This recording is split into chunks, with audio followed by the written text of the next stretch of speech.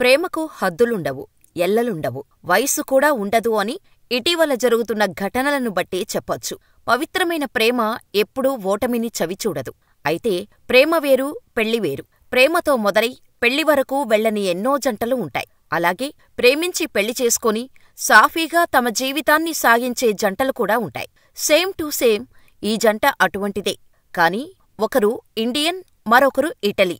వీరిద్దరి దేశాలు వేరైనా మనసులు కలిశాయి. పెళ్లి చేసుకున్నారు, ఒక్కటయ్యారు. ఏకంగా తన ప్రియుడికి ఇటలీలో ఉపాధి కూడా దక్కేలా చేసింది ప్రియురాలు. శ్రీ సత్యసాయి జిల్లా మడకశిర మండలం భక్తరహళ్లి జిల్లెడగుంటకు చెందిన నరసింహమూర్తి 1995లో పుట్టపర్తి శ్రీ సత్యసాయి మందిరంలో భక్తులుగా సేవలందించేవారు.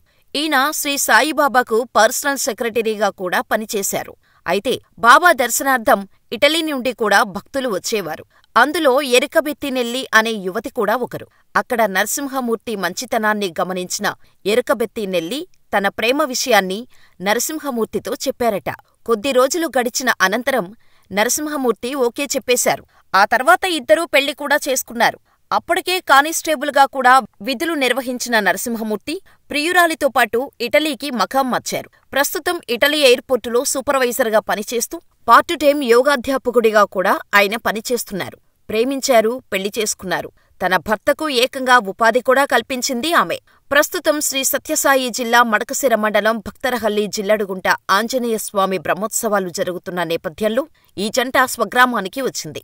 ఈ సందర్భంగా వారు బిగ్ టీవీతో ప్రత్యేకంగా మాట్లాడి తమ ప్రేమ కబుర్లు చెప్పారు. 4 ఏళ్లకొకసారి తాము గ్రామానికి వస్తామని, తప్పక బ్రహ్మోత్సవాలలో పాల్గొంటామని నరసింహమూర్తి తెలిపారు. అలాగే తన భార్య ఎరుకబెత్తినెల్లికి భక్తిభావం ఎక్కువని, మన సంప్రదాయాలను తప్పక పాటిస్తుంది అన్నారు. తాము ఇటలీలో కూడా భారతీయ సంప్రదాయాన్ని పాటిస్తామని ఎరుకబెత్తినెల్లి తెలిపారు. ఏది ఏమైనా నేటి రోజుల్లో అలా ప్రేమ, ఇలా బ్రేకప్ చెప్పే జంటలు ఉన్న కాలంలో ఈ జంట అందరికీ ఆదర్శమని చెప్పొచ్చు.